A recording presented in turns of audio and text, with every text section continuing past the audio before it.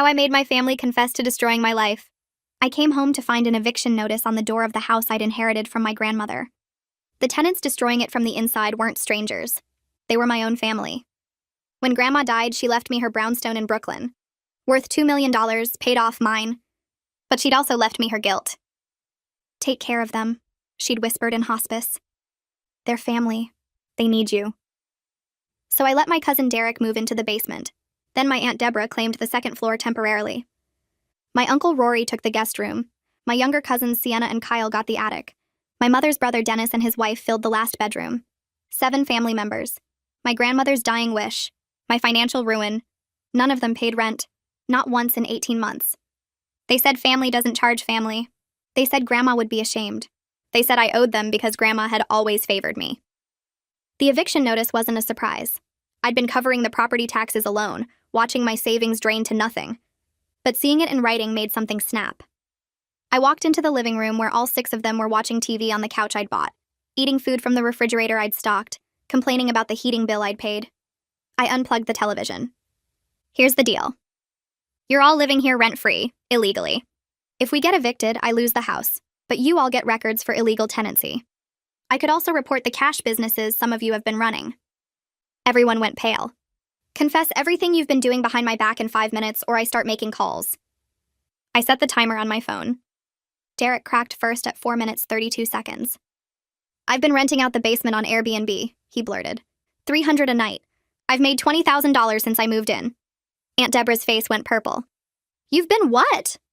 I've been telling my church group this is a family-only residence. Your church group? Derek laughed. You've been hosting unlicensed daycare in the backyard. 8 kids a day. That's why the neighbors keep complaining. At least I'm not selling from the house like Kyle. Kyle shot up.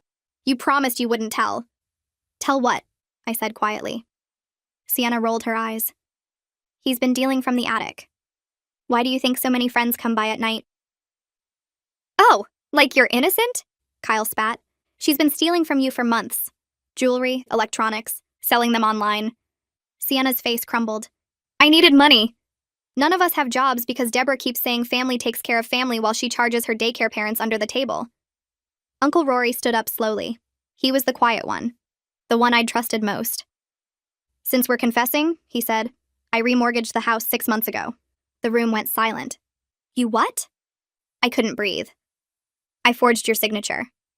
Took out $400,000. Dennis and I split it. We were going to pay it back before you noticed. I turned to Dennis. He wouldn't meet my eyes. The bank statements, I whispered.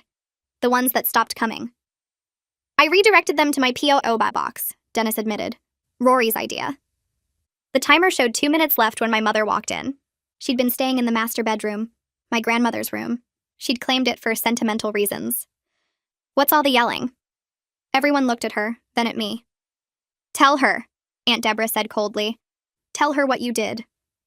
My mother's face tightened. I don't know what you're... Mom. What did you do? Silence. Then Deborah. She changed the will. The original left everything split 7 ways. Your mother altered it before Grandma died. Made herself executor. Made you sole inheritor. Because she knew you'd let us all live here for free while she controlled everything. I looked at my mother. She wouldn't meet my eyes. You told me Grandma wanted me to have the house. She did. She wanted it split. You changed it. I was protecting you. They would have sold it immediately. At least this way. At least this way you got to play martyr while everyone else destroyed my credit and my inheritance and my life? The timer went off. Nobody moved. I looked around at my family. The cousin running an illegal hotel. The aunt running an illegal daycare. The cousin dealing drugs. The other cousin stealing my belongings. The uncles who'd committed mortgage fraud. The mother who'd forged a dying woman's will. I'm calling the police, I said. You can't, my mother said quietly. You'd lose everything. The house, the money, years in court fighting the mortgage fraud. They'll say you were complicit. She was right. They'd set it up perfectly. We were all drowning together. That was your plan all along, I realized. Make me dependent on keeping family secrets. My mother finally met my eyes. That's what family does, sweetheart. We protect each other. I looked at the eviction notice still in my hand, at the family that had consumed everything my grandmother built, at the trap I'd never escape. I stood there with the eviction notice crumpling in my fist, while 7 pairs of eyes stared back at me. The silence pressed against my ears like water. My mother's words hung in the air between us. "That's what family does, sweetheart. We protect each other." The room tilted slightly and I grabbed the back of the couch to steady myself. She'd planned this from the beginning.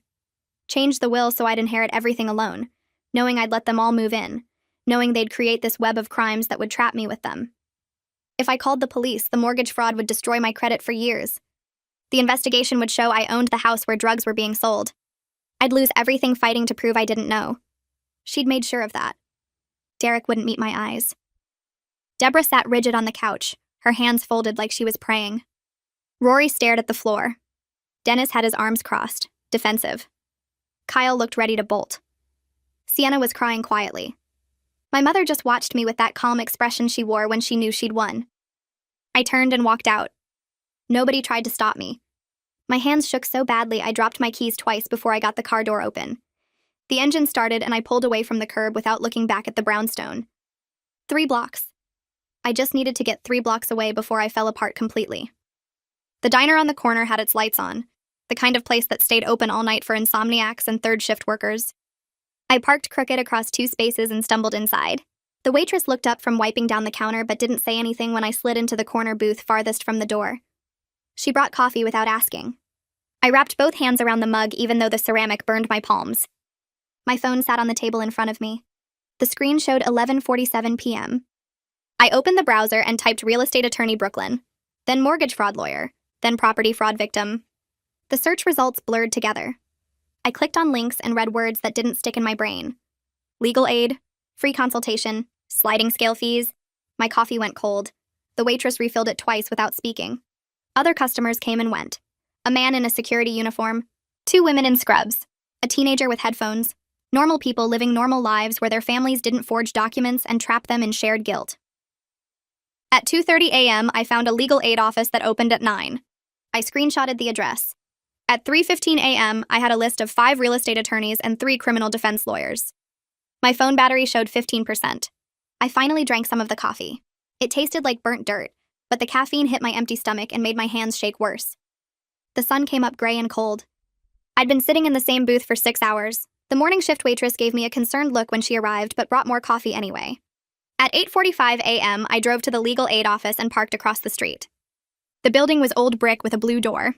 A sign in the window said Brooklyn Legal Services. I sat in my car watching people walk past on the sidewalk.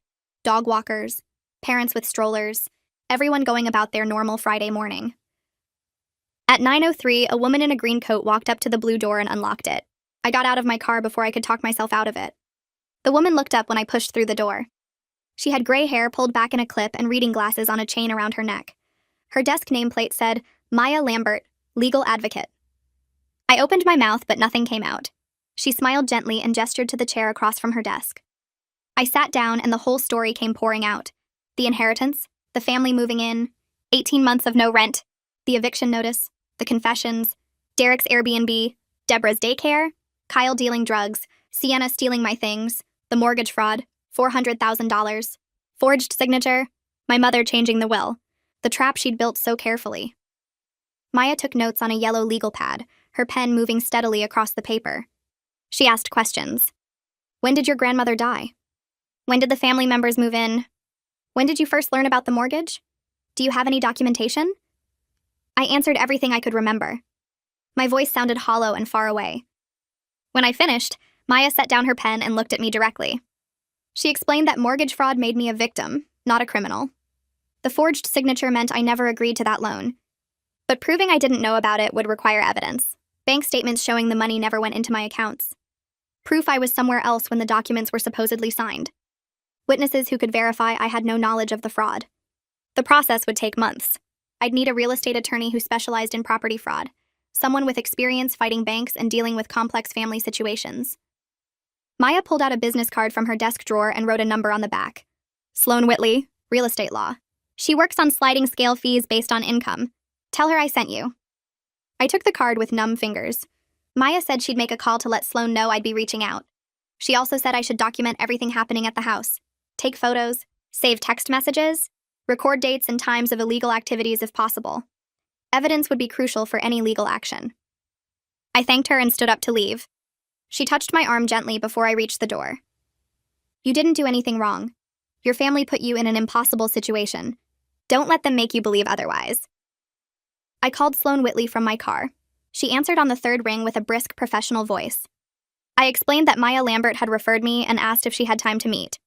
She had a cancellation that afternoon at 2. Could I make it to her office in downtown Brooklyn? I said yes before my brain could process that I'd been awake for over 30 hours. Her office was in a converted warehouse building with exposed brick and industrial windows. The elevator was old and slow. Sloane's office was on the 4th floor, a small space with a desk, 2 chairs, and filing cabinets covering one entire wall. She was younger than I expected, maybe mid-30s, with dark hair in a ponytail and sharp eyes that assessed me the moment I walked in. I sat down and went through the whole story again. This time I had my phone out, showing her screenshots of text messages from family members, photos of the eviction notice, the address of the brownstone. Sloane listened without interrupting, her expression shifting from sympathetic to calculating. When I got to the part about my mother changing the will, she leaned forward. That's actually important. It establishes a pattern of manipulation and fraud.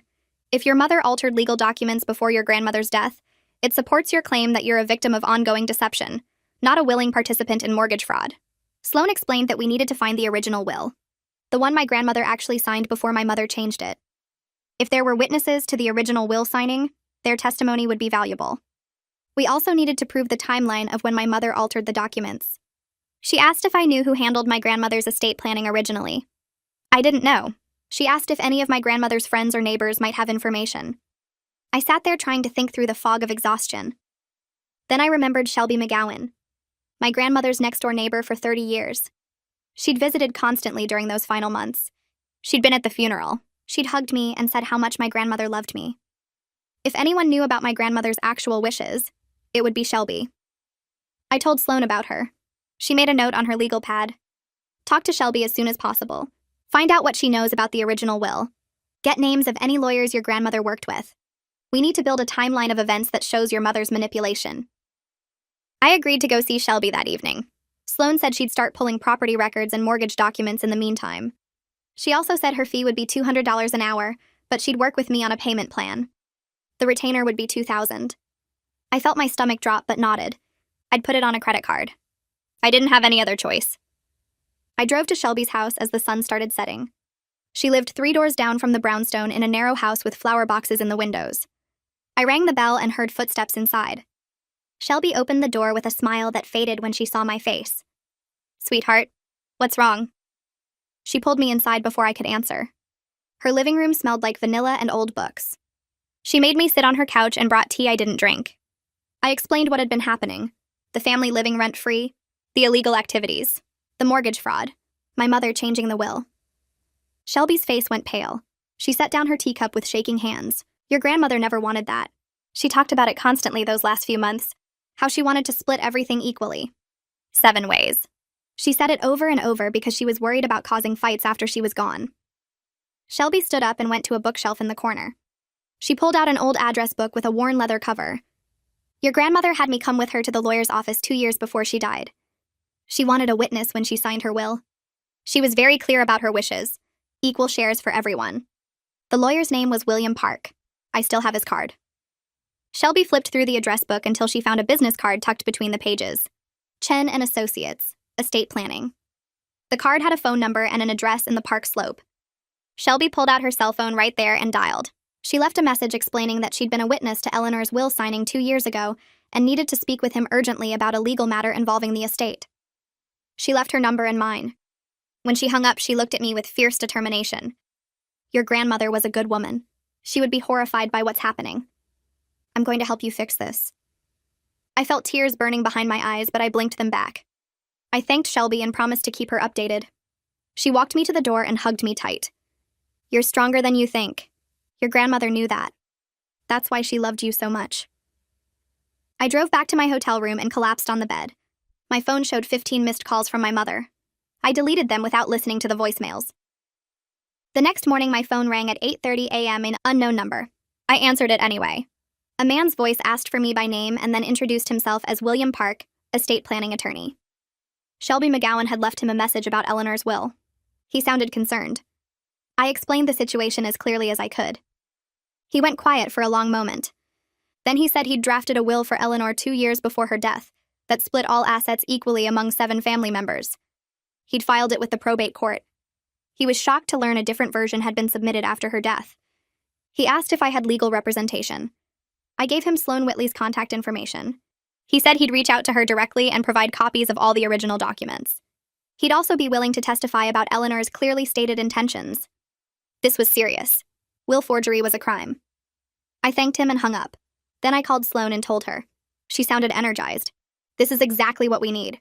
With the original attorney's testimony and documents, we can prove your mother committed fraud. This establishes the pattern of manipulation. I felt something loosen in my chest. Maybe I wasn't trapped after all. Maybe there was a way out of this that didn't destroy me along with them. I needed clothes and my laptop. I drove back to the brownstone in the middle of the afternoon when most of the family would be out. Derek worked construction jobs sometimes. Deborah would be at the grocery store. Kyle never got up before 3. I used my key and pushed open the front door quietly. The house smelled stale. Dishes piled in the sink. Mail scattered across the hall table. I headed upstairs to my old bedroom. The door was closed. I opened it and froze. My mother sat on my bed waiting for me. She'd known I'd come back. Of course she had. She always knew. She looked tired, older than I'd ever seen her. She patted the space next to her on the bed. We need to talk about this rationally. I stayed in the doorway with my hand on the knob. She started explaining in that reasonable voice she used when she wanted to sound like the adult in the room. She'd changed the will to protect me. The rest of the family would have sold the brownstone immediately and split the money. It would have been gone in months. At least this way I had a valuable asset. She'd made me the sole inheritor so I'd have security. She'd let everyone move in because she knew I'd feel obligated to help family. It was her way of keeping everyone together, making sure no one was homeless or struggling. She'd been trying to take care of everyone. Yes, things had gotten messy. Yes, Rory and Dennis had made a terrible mistake with the mortgage. But that wasn't her fault. She couldn't have predicted that. We were still family. We could work this out together if I'd just stopped being so dramatic. I told her protection doesn't involve forgery. It doesn't involve fraud. It doesn't involve trapping someone in shared criminal responsibility so they can't escape. Her wounded expression shifted. The warmth drained out of her eyes and left something cold behind. She stood up and walked toward me. I stepped back into the hallway. She said I was being dramatic and ungrateful. She'd raised me. She'd sacrificed everything for me. And this was how I repaid her? By threatening to destroy the family? By working with lawyers to tear everyone apart? Family protects family even when it's messy. Even when it's hard. Even when it requires difficult choices. I needed to remember who had been there for me my entire life before I made my next decision. Because if I went through with this legal action, if I testified against my own family, there would be no coming back from that. I'd be alone. No mother, no cousins, no aunts or uncles. Just me and my self-righteousness and my precious property. Was that really what I wanted? I looked at my mother standing in the hallway of the house her mother had built.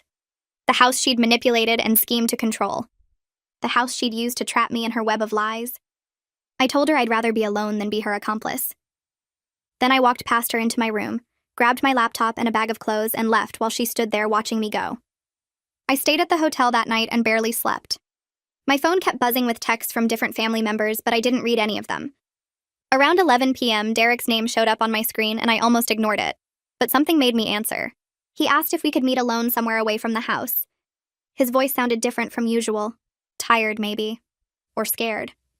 I told him there was a coffee shop near Prospect Park that stayed open late, and he said he'd be there in 20 minutes. I got dressed and drove over, parking under a streetlight because I wasn't taking chances with any of them anymore. Derek was already inside when I walked in, sitting at a corner table with his hands wrapped around a cup he hadn't touched. He looked terrible. His eyes were red and his usual cocky expression was completely gone. He stood up when he saw me, but didn't try to hug me or do any of that fake family warmth thing. We just sat down across from each other and stared at our drinks for a minute. Then he started talking. He said he wanted out of this whole situation. He never thought things would get this bad. When he started the Airbnb thing, it was just supposed to be temporary money until he got back on his feet. He didn't know about the mortgage fraud, or my mother changing the will, or any of the really bad stuff, until everything came out during my timer confession game. Now he was terrified because he knew what he'd done was illegal, and he didn't want to go down with Rory and Dennis for crimes he didn't even know about. I asked him what he expected me to do about that. He leaned forward and said he'd testify. About everything. All the family's illegal activities. Whatever I needed. He said he kept detailed records of his Airbnb income because he was planning to report it on his taxes eventually. He had spreadsheets with dates and amounts and guest names. He didn't realize it at the time, but those records accidentally documented the whole timeline of who was in the house when and what was happening. He pulled out his phone and showed me. Months of data. Proof of everything. His hands shook while he scrolled through the files. He said he was terrified of criminal charges, and he wanted to cooperate before everyone turned on each other even worse than they already had. He knew how these things worked. Someone was going to flip eventually, and he wanted it to be him. He wanted immunity or reduced charges or whatever deal he could get. I sat there looking at this cousin who'd stolen from me for 18 months and now wanted me to save him. Part of me wanted to tell him to go to hell. But another part knew he was offering me exactly what I needed. Proof. Documentation. A witness who could testify about the family dynamics and illegal operations. I told him I'd talk to my lawyer. The next morning I called Sloan and explained about Derek. She said to bring him to her office that afternoon. Derek showed up early looking even more nervous than he had at the coffee shop. He brought a laptop and a folder full of printed documents. Sloan spent an hour going through everything with him, while I sat there watching my cousin potentially save himself by destroying the rest of the family. When she finished reviewing his records, she made a phone call to someone at the district attorney's office. She explained she had a potential cooperating witness in a mortgage fraud case. The person on the other end must have been interested because Sloan's expression shifted from cautious to satisfied. She covered the phone and asked Derek if he was willing to provide sworn testimony. He nodded so fast I thought his head might fall off. Sloan went back to the call and arranged a meeting for later that week. The ADA wanted to see Derek's documentation first, and interview him to determine if his cooperation was worth an immunity deal. After Sloan hung up, she looked at Derek and told him this was his one chance. If he lied or held anything back, the deal was off and he'd face charges like everyone else. Derek swore he'd tell them everything. He just wanted this nightmare to end.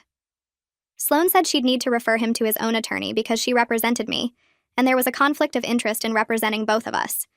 She gave him 3 names of criminal defense lawyers who worked well with prosecutors on cooperation agreements.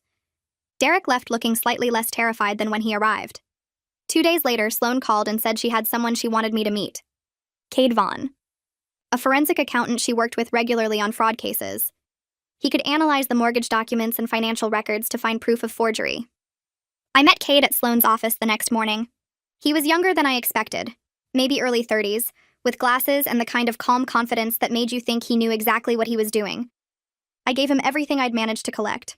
Copies of the mortgage documents, bank statements I'd found before Dennis redirected them, property tax records, my own financial records showing my income and signature patterns. Cade spread it all out on Sloan's conference table and started taking notes.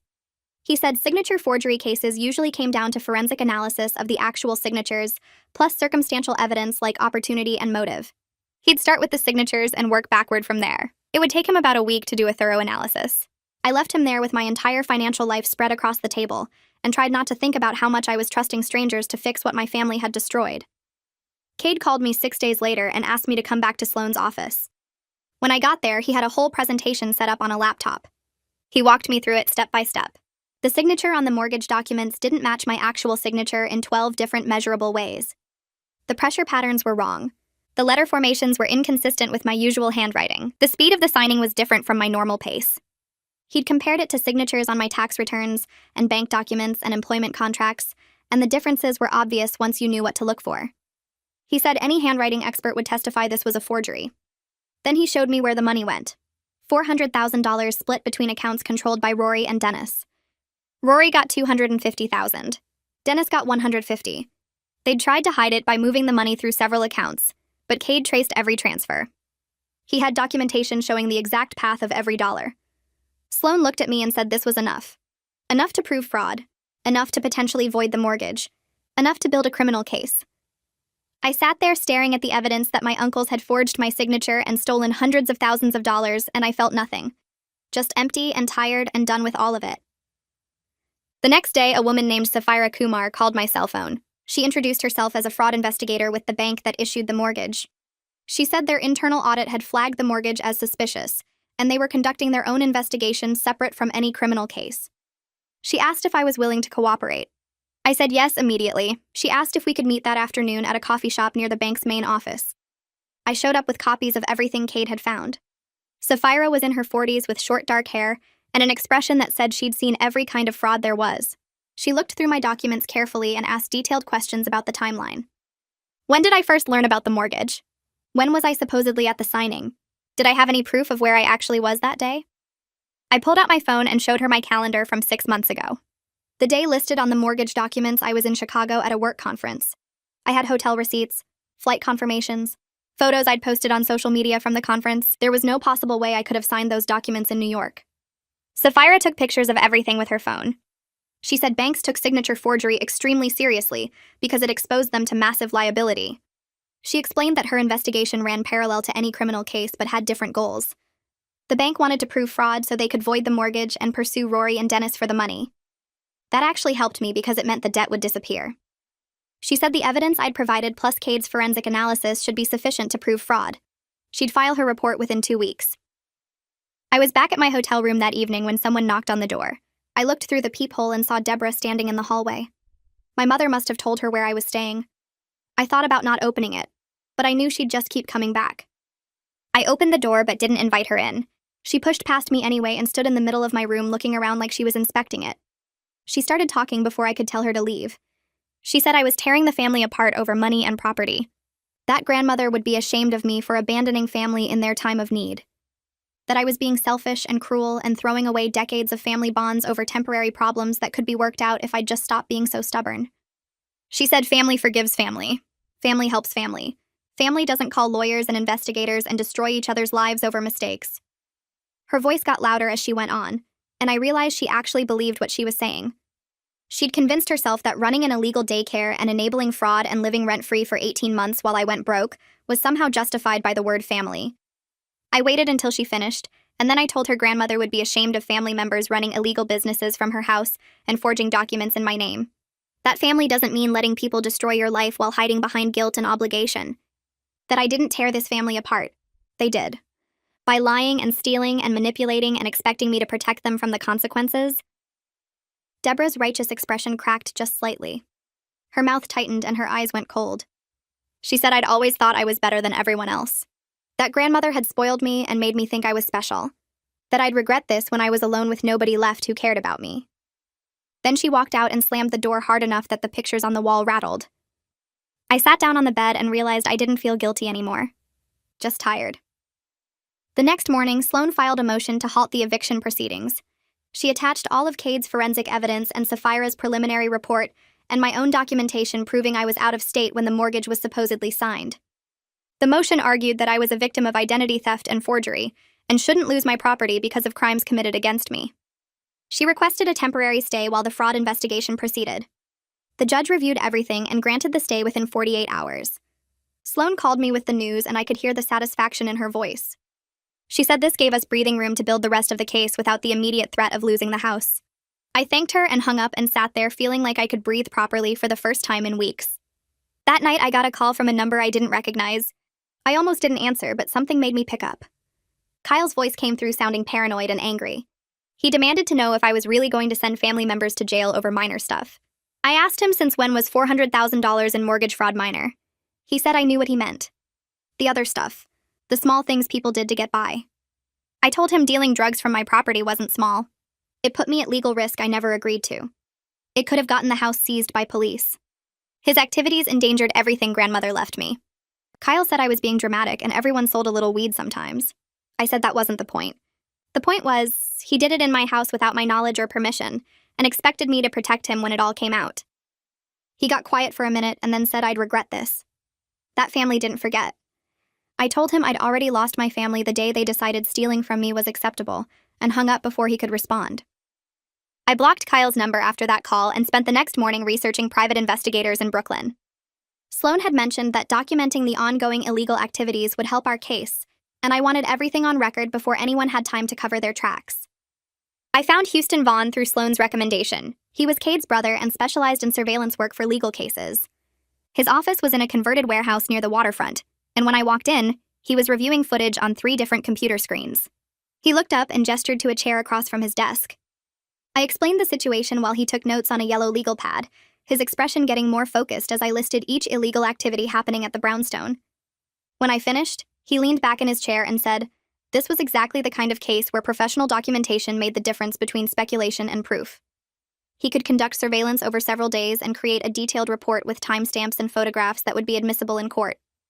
The cost would be $1,500, which made my stomach drop. But he said Sloan had already worked out a payment plan where I could pay half now and half after the case resolved. I agreed and signed his contract, feeling like I was finally taking real action instead of just reacting to everyone else's moves. Houston started surveillance 2 days later. He parked in different spots around the block and used cameras with zoom lenses to document everything happening at the brownstone. On the first day, he captured Derek greeting an Airbnb guest at the basement entrance and exchanging keys for cash. The timestamp showed 2:47 p.m. on a Tuesday afternoon. On the second day, he photographed Deborah's daycare operation in the backyard, counting 8 children between ages 2 and 5 playing on equipment that looked rusty and dangerous. He got shots of parents dropping off kids and handing Deborah envelopes, all transactions happening outside where neighbors could see, but apparently nobody had reported yet. The third day was when he documented the visitors to the attic. Between 9 p.m. and midnight, 5 different people arrived at the side door, stayed for less than 10 minutes each, and left carrying small packages. Houston's report noted the pattern matched typical street-level drug distribution, and the photographs showed Kyle greeting each visitor personally. When Houston delivered his final report to Sloan's office, I sat there reading through 20 pages of detailed observations with attached photographic evidence. The scope of illegal activity was worse than I'd realized. Derek had hosted guests at least twice a week for the past month alone. Deborah's daycare ran 5 days a week without any visible safety measures or proper licensing. Kyle's operation showed a level of organization that made it clear this wasn't casual dealing among friends. Sloan reviewed everything and said this documentation would be crucial for multiple aspects of our case. It proved the family members were generating income from my property, without my knowledge or consent. It demonstrated ongoing criminal activity that put the property at legal risk. It showed a pattern of exploitation that supported my claim of being victimized rather than complicit. She made copies for the police, for the bank fraud investigator, and for our own files. The police detective called me 3 days after Houston submitted his report to the precinct. His name was Detective Brooks, and his voice sounded tired when he asked if I could come in for a formal interview about the mortgage fraud case. I arrived at the precinct at 10 a.m. on a Thursday and spent the next 4 hours in a small interview room going through everything.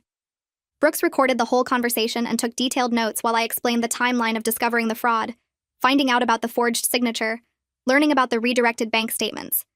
He asked specific questions about my relationship with Rory and Dennis, whether I'd ever given them permission to access my financial information, whether I'd signed any documents I didn't fully read.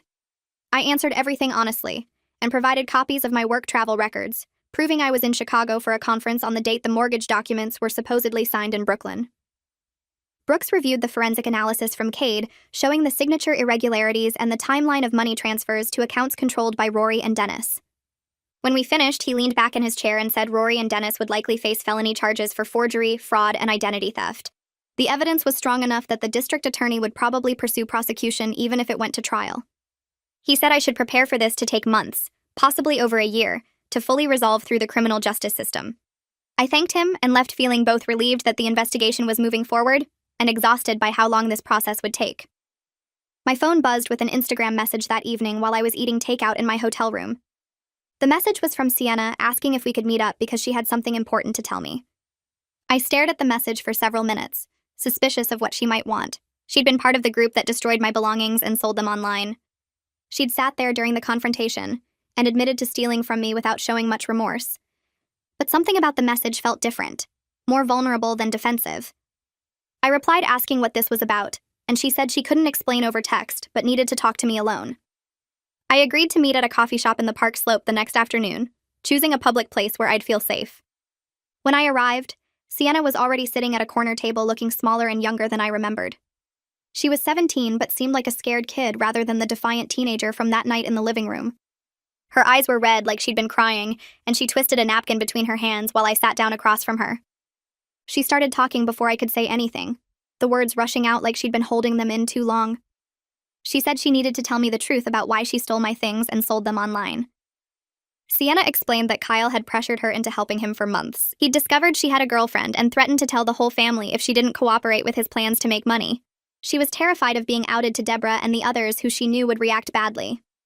Kyle told her it was just borrowing things temporarily, that he'd pay me back eventually, that family helped family. But then he kept demanding more, taking bigger risks, and she couldn't figure out how to stop without exposing herself. She'd made about $3,000 total from selling my belongings online, and she still had most of it because she was too scared to spend it. She wanted to return what money she had left and testify about Kyle's manipulation and drug dealing. She said she was done protecting him and done being scared of what the family would think. Her voice shook when she said she knew I probably hated her and had every right to, but she needed me to know she wasn't a bad person, even though she'd done bad things. I sat there watching her cry into her shredded napkin and realized she was another victim of the family's twisted dynamics, just younger and more trapped than I'd been. I asked her if she was safe where she was living, and she said she'd moved in with her girlfriend's family after everything exploded. They knew about the situation and were helping her figure out what to do next. I told her I didn't hate her, but I needed to think about what happened next and talk to my lawyer about how to handle this. She nodded and pushed an envelope across the table containing $2,800 in cash. I took it and said I'd be in touch soon. I brought Sienna to meet with Sloan 2 days later. Sloan's office felt less intimidating this time, maybe because I was there to help someone instead of just trying to save myself. Sienna sat between us on the couch and repeated everything she'd told me about Kyle's manipulation and threats. Sloan listened carefully and asked questions about the timeline, about what evidence Sienna might have of Kyle's drug dealing, about whether Sienna had been coerced or participated willingly. When Sienna explained she was a minor who'd been threatened by an adult family member, Sloan's expression shifted to something more protective. She said we needed to handle this carefully to protect Sienna from criminal charges, while still using her testimony against Kyle. Sloan made some calls while we waited, and within an hour she'd connected with a family law specialist named Jennifer Torres, who agreed to represent Sienna separately. Jennifer arrived at the office and spent an hour talking with Sienna privately, while Sloan and I waited in the conference room. When they came back, Jennifer explained that Sienna qualified for protection as a minor who was coerced and manipulated by an adult. If Sienna cooperated fully with the investigation and testified about Kyle's activities, Jennifer could negotiate immunity from charges related to the theft. The key was establishing that Sienna had been threatened and pressured, which her age and the circumstances supported. Sienna agreed to everything and signed paperwork authorizing Jennifer to represent her. When we left Sloan's office, Sienna hugged me quickly and whispered thank you before getting in her girlfriend's car. I stood on the sidewalk watching them drive away and felt something shift inside me. Maybe not everyone in this family was beyond saving. My mother started calling me constantly over the next week. The first messages were her usual guilt-tripping routine about how I was tearing the family apart and breaking her heart. Then the tone shifted to anger, her voice getting sharp as she said I was being vindictive and cruel. By the 4th day, she'd moved into bargaining mode, leaving long voicemails about how she could fix everything if I just dropped the legal cases. She claimed she could make Rory and Dennis pay back the mortgage money. She said she'd get everyone to move out of the house voluntarily. She promised things would be different if I gave her one more chance to make it right. I didn't return any of the calls. I saved all the voicemails as evidence and forwarded them to Sloan, who said they demonstrated my mother's awareness of the crimes and her attempts to obstruct justice. Each message made it clear that my mother understood exactly what had happened and was trying to manipulate me into protecting everyone from consequences. On the 7th day, she sent a text saying we needed to meet face-to-face to discuss this like adults. Requested Reads is on Spotify now. Check out link in the description or comments. I showed the text to Sloan, who said if I was going to meet with my mother, it should happen at a neutral location with Sloan present as a witness. I agreed and replied to my mother suggesting we meet at a diner near the courthouse. She responded immediately saying she'd be there. I arrived at the diner 15 minutes early with Sloan. We took a booth near the back where we could see the entrance, and I ordered coffee I didn't drink while we waited. My mother walked in exactly on time wearing the outfit she always chose when she wanted to look respectable and reasonable. She saw Sloan sitting next to me and her expression tightened, but she slid into the opposite side of the booth without commenting.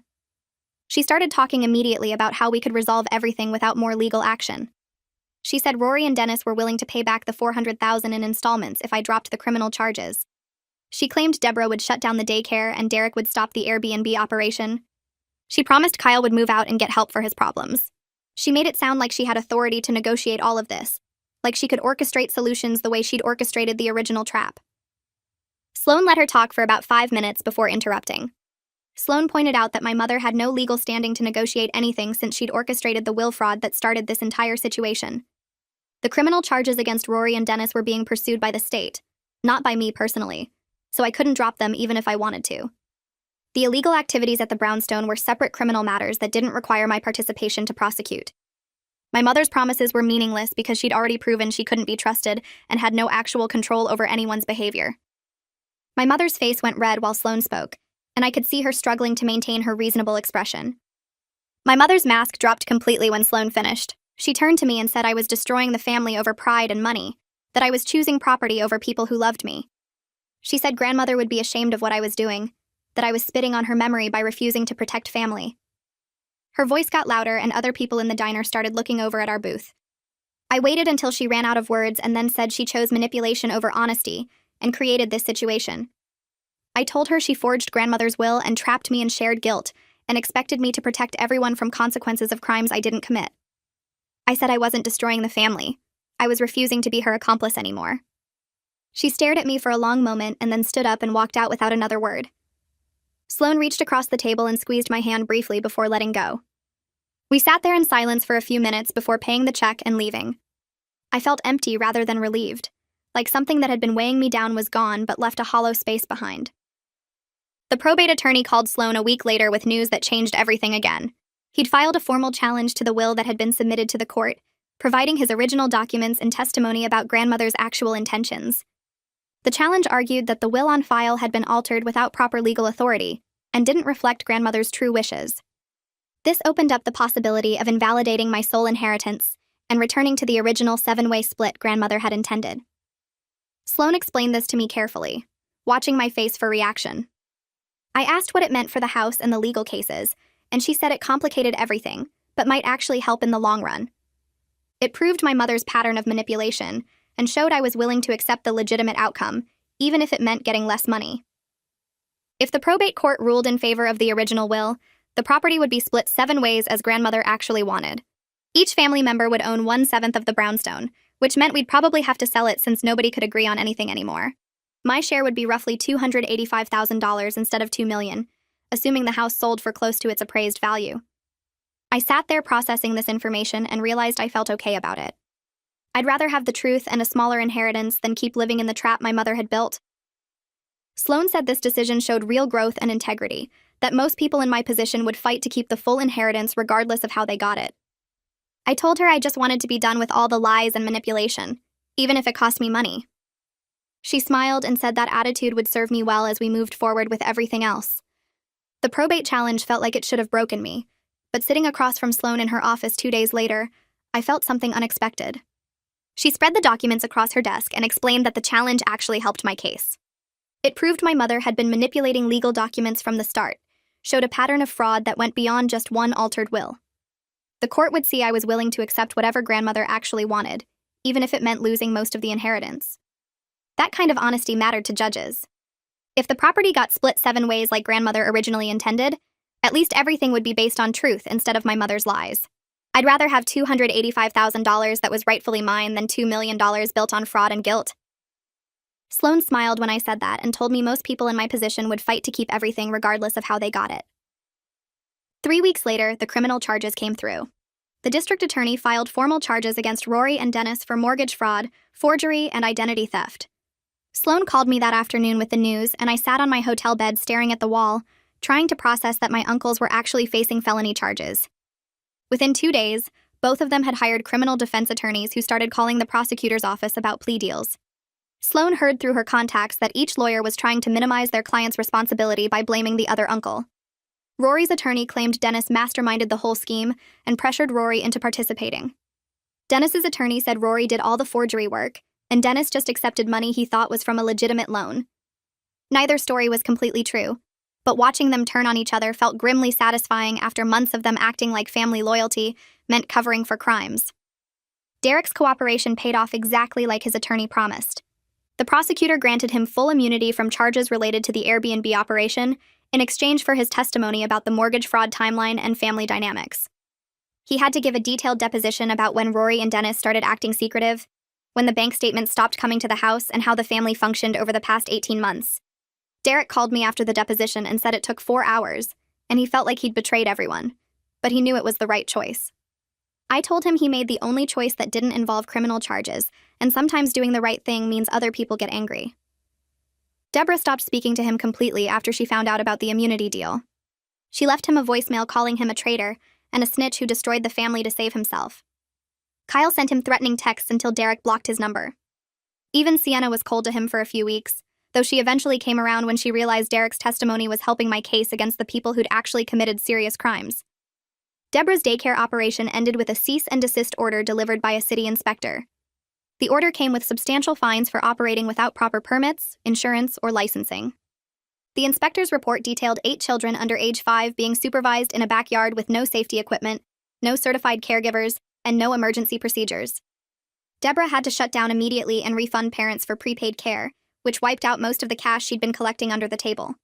She was furious at everyone, convinced we'd all conspired to destroy her livelihood. She called Sloane's office 6 times in one day demanding to know who reported her, but Sloane's assistant just told her to direct all communication through her attorney. Deborah didn't have an attorney yet because she couldn't afford one after the refunds and fines. She ended up staying with her church friends and posting long rants on social media about family betrayal and persecution, tagging me and Derek in posts that made us both look like villains. I blocked her after the 3rd post and tried not to think about how she genuinely believed she was the victim in all this.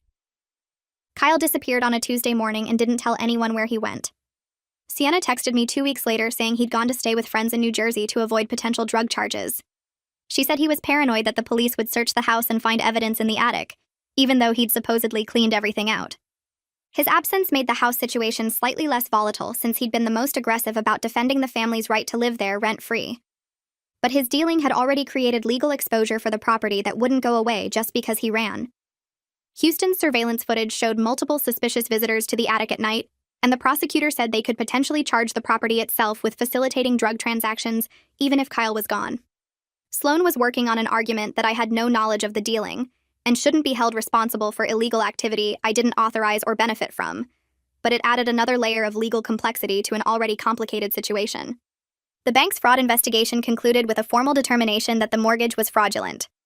Sapphira called me personally to explain that they were voiding the entire loan and removing it from my credit report, acknowledging I was a victim of identity theft. She said this was actually unusual because banks often tried to hold property owners partially responsible, but the evidence was so clear that I had no involvement that they couldn't justify it. The bank would pursue civil action against Rory and Dennis to recover the $400,000 they'd stolen, which meant my uncles faced criminal charges and a massive civil lawsuit. Sapphira said cases like this usually ended with the defendants declaring bankruptcy and the bank recovering almost nothing, but they had to try. She sounded genuinely sympathetic when she told me she was sorry my family had put me through this, and I appreciated that she treated me like a victim instead of a suspect. Getting the fraudulent mortgage off my credit report felt like a huge victory, the first time in months that something had actually gone in my favor without strings attached. Sloane started negotiating with the remaining family members about voluntarily vacating the property. Most of them had attorneys by now, either court-appointed or scraped together from savings, and the attorneys understood that eviction proceedings would look bad for their clients given the criminal cases. Dennis's wife moved out first, taking their belongings and leaving without saying goodbye to anyone. Deborah moved to her church friend's house permanently after the daycare shut down. Derek had already found an apartment in Queens and was packing his basement space. Sienna wanted to leave but had nowhere to go and no money, so Sloane helped her apply for emergency housing assistance for young adults. Rory stayed in the guest room acting like nothing had changed, showing up for meals and watching TV like he wasn't facing felony charges. My mother remained in the master bedroom and refused to discuss moving, telling anyone who asked that this was her mother's house, and she had every right to be here. The house felt like a pressure cooker with half the occupants gone, and the remaining ones pretending everything was normal while lawyers negotiated their exits. Houston's continued investigation uncovered something that made everything worse. He found credit card statements in my name sent to a P.O. box I'd never opened, showing cards I'd never applied for with balances totaling $35,000. The cards had been opened over the past year, one every few months and used for cash advances and everyday purchases. Houston traced the P.O. box to an address 2 blocks from the brownstone, rented under my mother's name. She'd been committing identity theft against me for a full year while living in my grandmother's bedroom and pretending to be the martyred daughter protecting family. The credit card fraud made it impossible to maintain any relationship with her going forward. I'd been trying to hold on to some hope that maybe we could eventually reconcile, that maybe her will alteration had been misguided protection rather than calculated manipulation. But stealing my identity to run up debt showed a level of deliberate harm I couldn't forgive or forget. I filed a police report the same day Houston showed me the evidence. The detective handling the mortgage case added the credit card fraud to his investigation, and my mother was brought in for questioning 3 days later. She showed up with an attorney who immediately started talking about plea deals and minimizing charges. The detective told me later that she'd admitted to opening the cards but claimed she intended to pay them back before I noticed, the same excuse Rory and Dennis had used about the mortgage.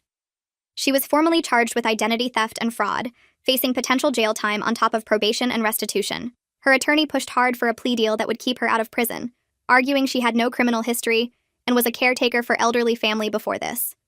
The prosecutor wasn't sympathetic given the pattern of fraud she'd established with the will alteration and ongoing identity theft. Watching my own mother get charged with crimes against me felt surreal, like I was watching it happen to someone else's family instead of mine.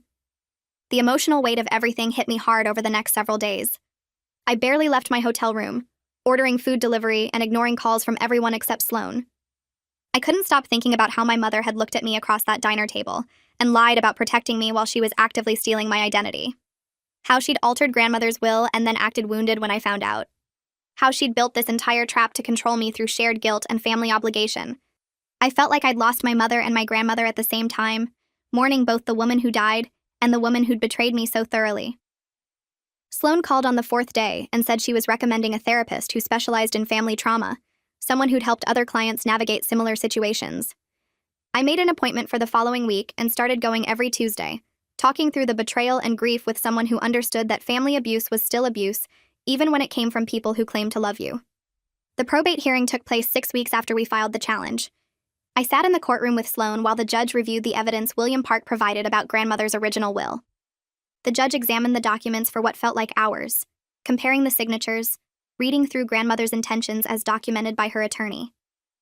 My mother sat on the opposite side of the room with her lawyer, refusing to look at me.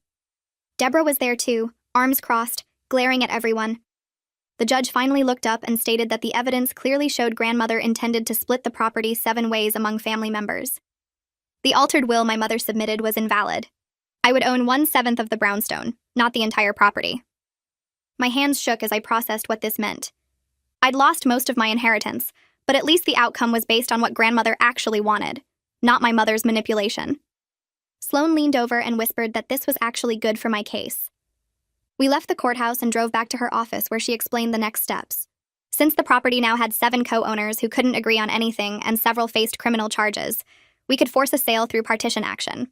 The proceeds would get split according to the valid will. After legal fees and costs of resolving the fraud cases, I'd receive approximately $285,000. It was far less than the $2 million inheritance I thought I had, but Sloan reminded me it was clean money based on legitimate legal processes, not fraud. 3 weeks later, Rory's attorney contacted the prosecutor about a plea deal. Rory agreed to plead guilty to reduced charges in exchange for probation, restitution, and community service. He'd avoid prison time if he paid back his portion of the mortgage fraud money and completed 200 hours of community service. Dennis refused to take a deal. His attorney convinced him he could win at trial by blaming everything on Rory, claiming he was manipulated into participating. I sat through 4 days of Dennis's trial, watching him try to present himself as a victim of Rory's schemes. The prosecutor showed the jury bank records proving Dennis actively participated in redirecting my mail and accessing the fraudulent mortgage money. The jury deliberated for 6 hours before finding him guilty on all counts. The judge sentenced Dennis to 18 months in federal prison, followed by 3 years of supervised release. During sentencing, the judge stated that Dennis's attempts to shift blame and complete lack of remorse warranted a harsher sentence than Rory's plea agreement. Dennis stared straight ahead as the bailiffs led him away, still refusing to accept responsibility for what he'd done. My mother's case moved faster because her attorney pushed hard for a plea deal. She agreed to plead guilty to identity theft charges in exchange for 5 years probation, full restitution of the $35,000 in credit card debt, and mandatory counseling sessions twice a month. The plea agreement included a no-contact order prohibiting her from contacting me for the entire duration of her probation. I watched her sign the paperwork in the prosecutor's office, her hand trembling slightly. She glanced at me once before leaving with her attorney, her face showing no emotion. That was the last time I saw her in person. Deborah moved out of the brownstone 2 days after the probate ruling. She went to stay with friends from her church, immediately telling them her version of events where I destroyed the family over money and greed. I heard through mutual connections that she was painting herself as the victim, conveniently leaving out her unlicensed daycare operation and her role in the family dysfunction. She called me once, screaming about how I'd ruined everything, before Sloan sent her attorney a cease and desist letter. After that, Deborah communicated only through her lawyer about the property sale. Derek surprised me by actually following through on his promises to change.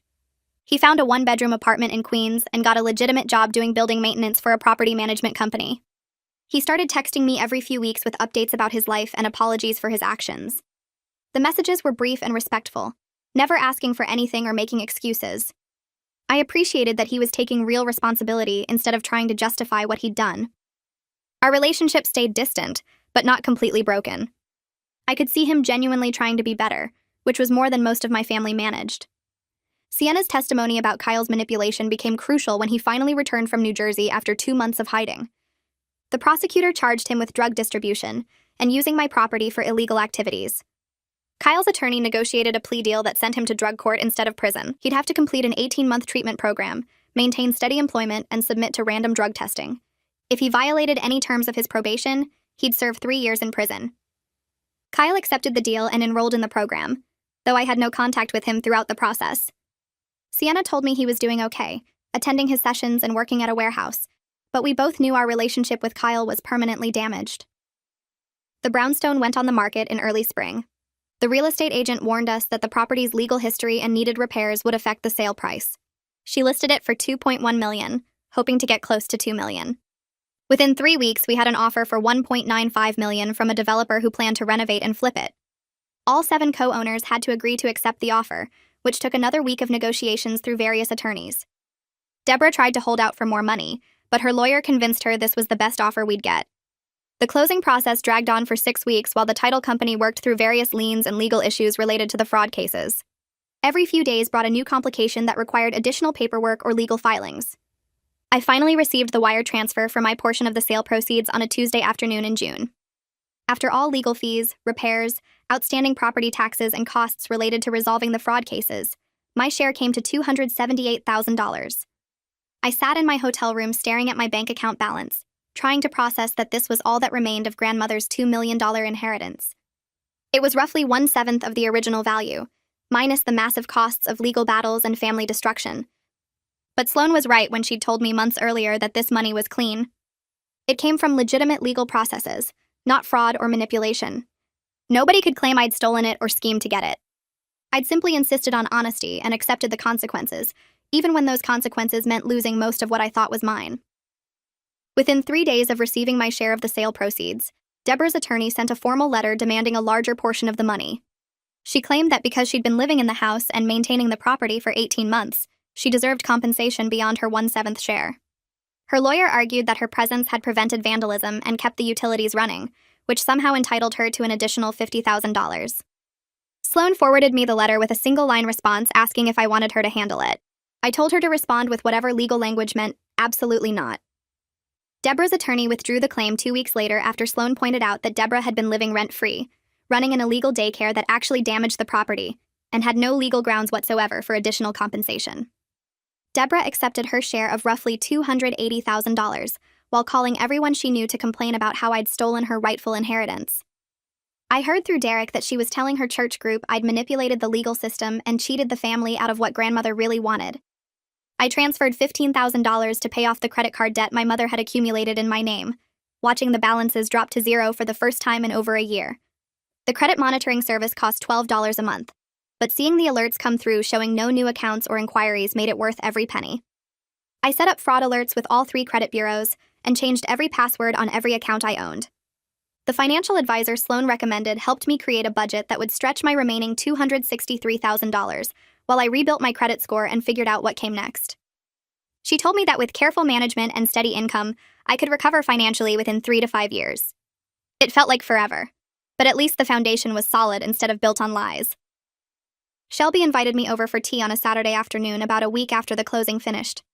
Her house still smelled like lemon polish and old books, exactly the way grandmother's house used to smell before my family moved in and destroyed it. We sat in her kitchen with the good china she only used for special occasions, and she poured Earl Grey into cups that probably cost more than my weekly grocery budget. She told me that my grandmother had talked about her biggest fear during those final months, which was that her children would fight over money and forget what actually mattered. Shelby said grandmother wanted the family to take care of each other, but not at the expense of honesty and self-respect. She told me that insisting on truth even when it hurt was exactly what grandmother would have wanted, that preserving her legacy meant preserving her values of integrity and honesty.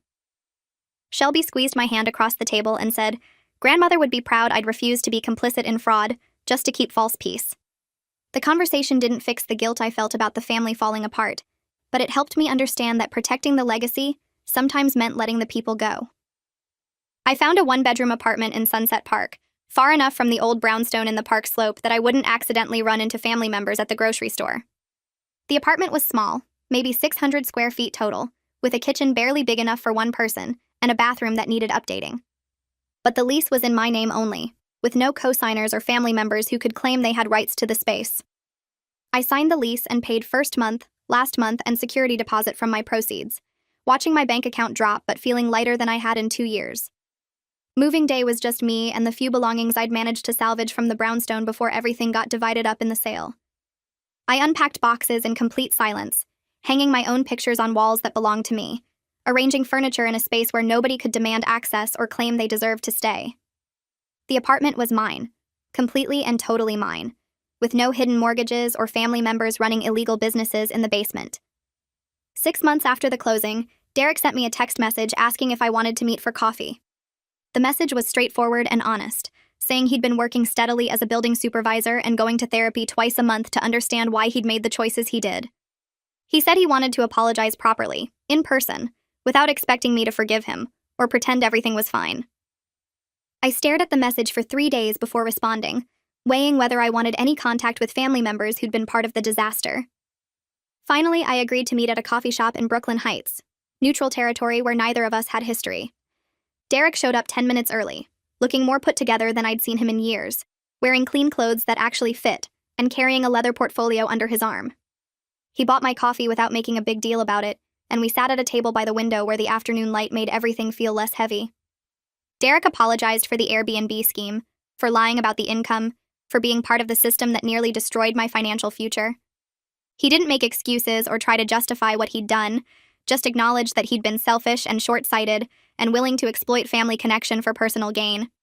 He told me his therapist had helped him understand that grandmother's death created a vacuum in the family structure, and everyone's worst impulses rushed in to fill that space. He said he'd been so focused on making money that he never stopped to consider he was stealing from family, that the "it's not really stealing if it's from family" mentality had poisoned all of us. We talked for 2 hours about how dysfunction becomes normal when everyone's participating, how easy it is to justify terrible behavior when everyone around you is doing the same thing. We agreed that we'd probably never be close again, that too much damage had been done for us to go back to how things were before. But we also agreed that we didn't have to be enemies, that we could exist in the same family orbit without pretending the past didn't happen. Sienna graduated high school in June and posted about it on Instagram, where I still followed her from a distance. Her girlfriend was in half the photos, and Sienna looked genuinely happy in a way I'd never seen when she was living in the attic and stealing my belongings. She'd come out to the family about her relationship after Kyle got sent to drug court, no longer afraid of his threats to expose her if she didn't help with his schemes. She started community college in the fall and got a part-time job at a bookstore in her neighborhood, building a life that had nothing to do with the family chaos that had consumed her teenage years. She texted me occasionally with updates about her classes or funny things that happened at work, and I responded with encouragement and questions that showed I cared about her progress. Our relationship stayed distant but genuine, built on the understanding that we'd both been trapped in a system that brought out our worst selves. I learned through a mutual friend that my mother had completed her probation requirements and moved to Florida to live near her sister. The friend mentioned it casually, like it was normal family news, not understanding that my mother and I hadn't spoken since the plea deal went through. I felt nothing when I heard the news, just a distant acknowledgement that she'd finished her legal obligations and left the state. We hadn't spoken in over a year, and I'd accepted that our relationship might never recover from her betrayals.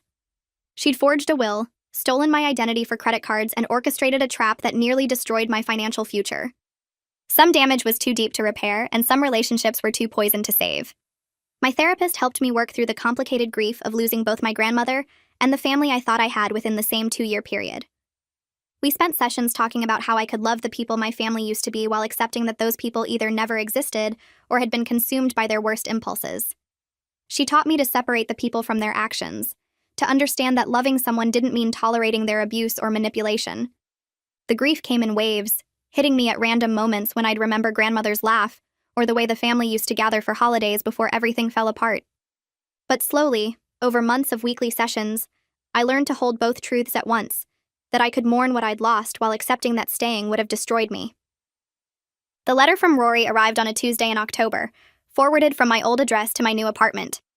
His handwriting on the envelope looked shaky, less confident than I remembered. Inside was 3 pages of careful writing, apologizing for the mortgage fraud and acknowledging that he'd destroyed any trust we might have had.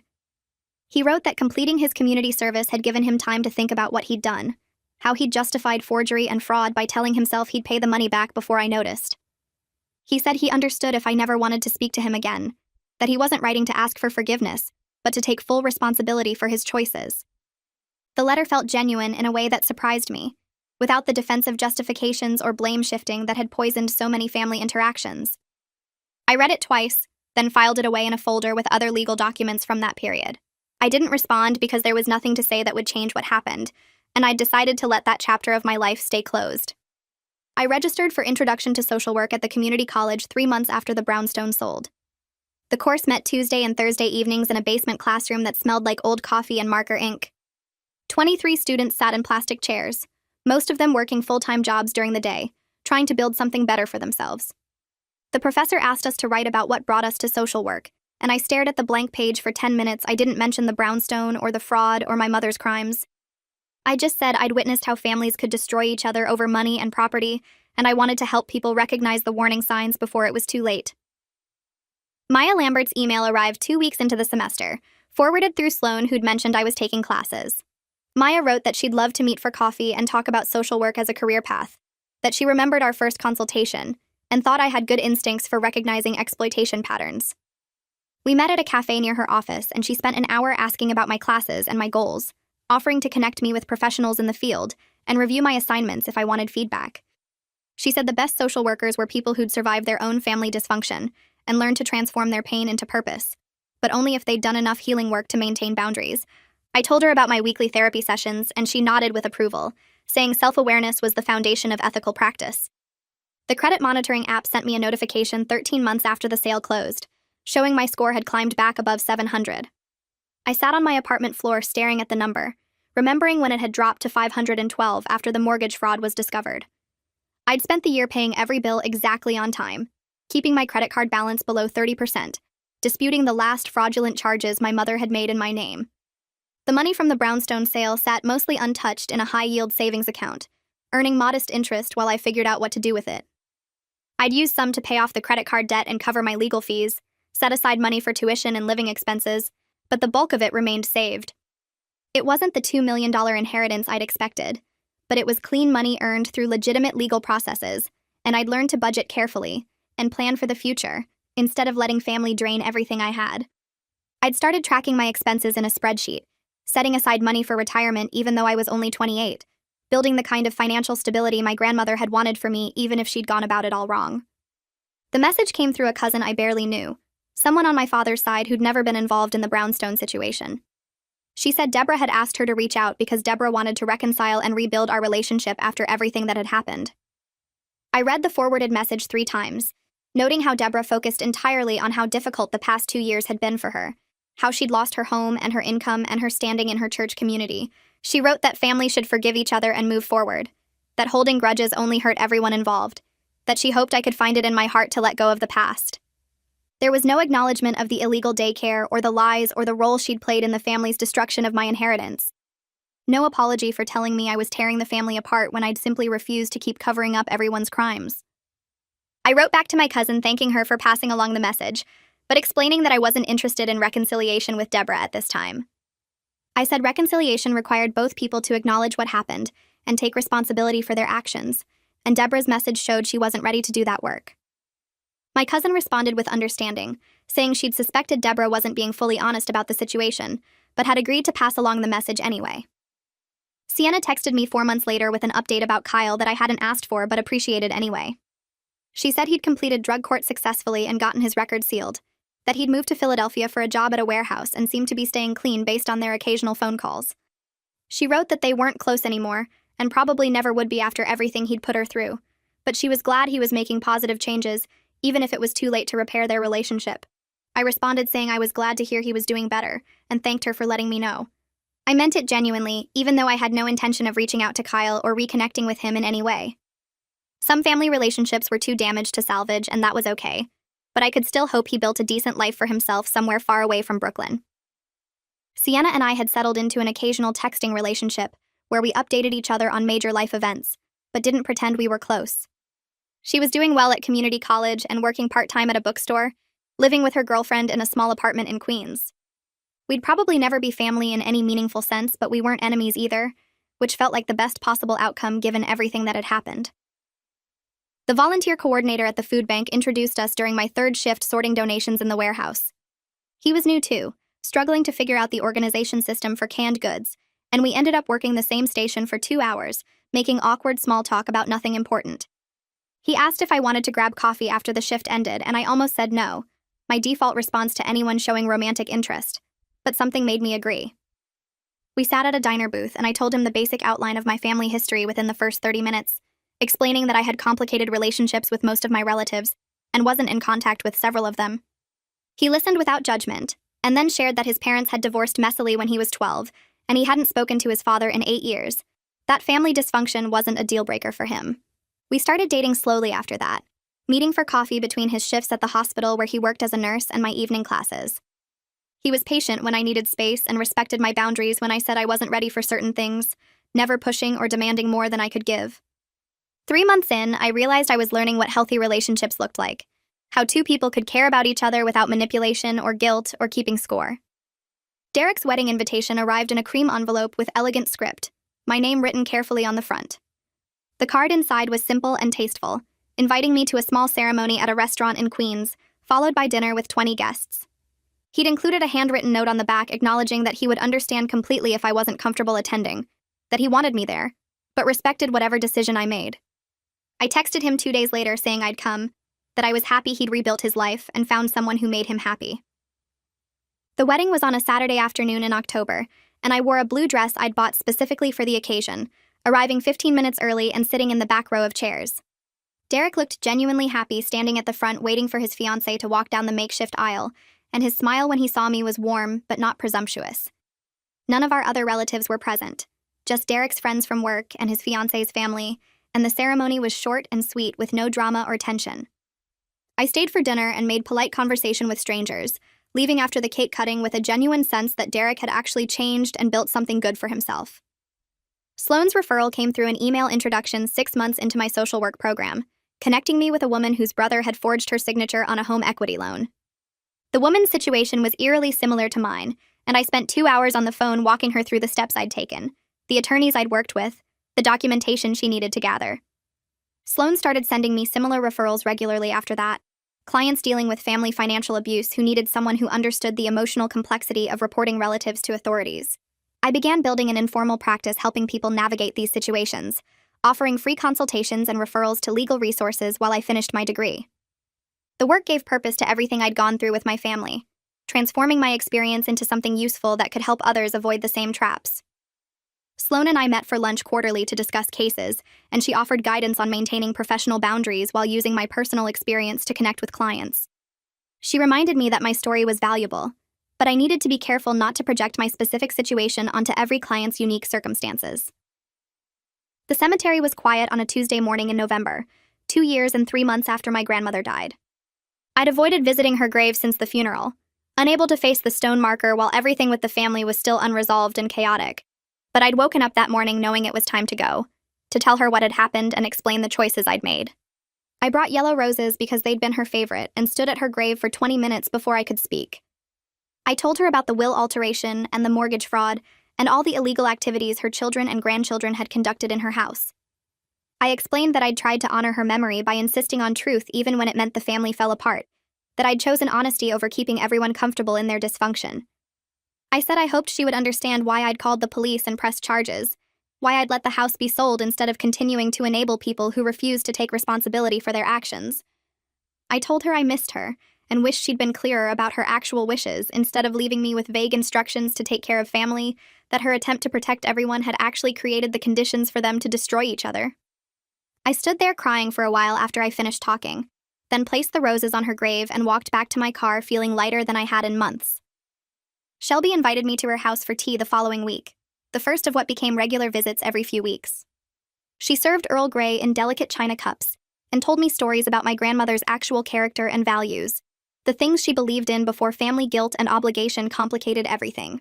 Shelby said my grandmother had been fiercely independent and practical, someone who valued honesty and hard work above family loyalty for its own sake. She said my grandmother would have been proud that I stood up for myself and insisted on truth even when it cost me relationships, that protecting her legacy meant preserving her values of integrity, rather than enabling her children's worst impulses. We spent 2 hours talking about my grandmother's life before she got sick, the woman she'd been when she was healthy and strong and clear-minded. These visits helped me remember the good parts of my family history, without romanticizing the dysfunction or pretending things had been better than they were. Shelby became a surrogate grandmother figure, someone who shared my grandmother's generation and values without the complicated family baggage that had poisoned so many relationships. The acceptance letter from the graduate program arrived in March, offering me a spot in their clinical social work program with a focus on family systems and financial abuse.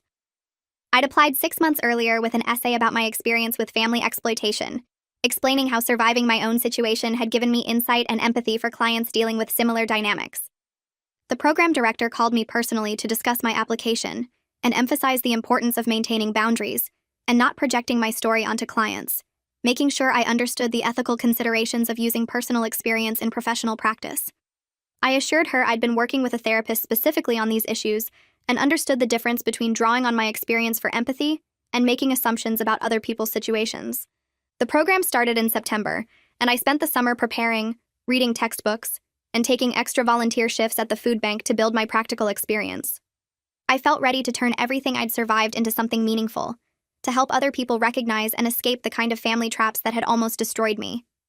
I started my second year of graduate school that September, taking advanced courses in family systems therapy and financial exploitation patterns. The coursework challenged me in ways I hadn't expected, forcing me to examine my own experiences through clinical frameworks while maintaining professional distance. My thesis project focused on intergenerational financial abuse in families where property inheritance becomes a weapon, and my advisor praised my ability to balance personal insight with academic rigor. I'd built a small private practice on the side, seeing clients 2 evenings a week in a shared office space in Sunset Park. Most of my clients dealt with family boundary issues or financial manipulation, and I found deep satisfaction in helping them recognize patterns I'd lived through myself. The work felt meaningful in ways my previous corporate job never had, like I'd finally found a way to transform pain into purpose without letting it consume me.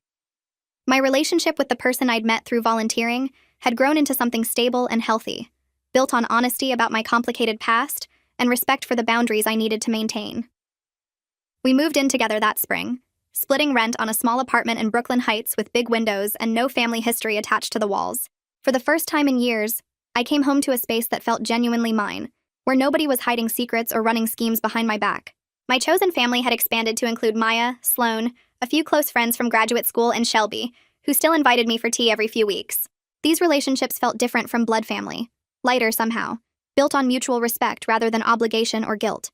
I celebrated my 30th birthday surrounded by people who genuinely cared about my well-being, and I realized I hadn't thought about the brownstone or the eviction notice in weeks. The therapy sessions I'd started 3 years ago had taught me that losing most of my family wasn't a failure on my part, but a necessary boundary against people who refused to stop hurting me. I'd learned that protecting yourself isn't selfish, that sometimes love means letting go of relationships that poison everything they touch. My mother still lived in Florida, and we hadn't spoken since her probation ended. Deborah occasionally sent messages through distant cousins, always focused on her own hardships, rather than acknowledging the damage she'd caused. Derek and Sienna remained the only family members I stayed in contact with, both of them building better lives after facing real consequences for their actions. The permanent damage to most family relationships used to keep me awake at night, but now I understood that some fractures can't and shouldn't be repaired. I'd built something genuine from the ruins of my inheritance, a life based on honesty rather than manipulation, and I was genuinely happy with what I'd created. The brownstone was gone, most of my family was gone, but I'd gained something more valuable than property or blood ties. I'd gained myself back. So yeah, that's the whole thing. Nothing too deep, just another random story I somehow turned into a whole video. Thanks for hanging out, it's always chill talking here.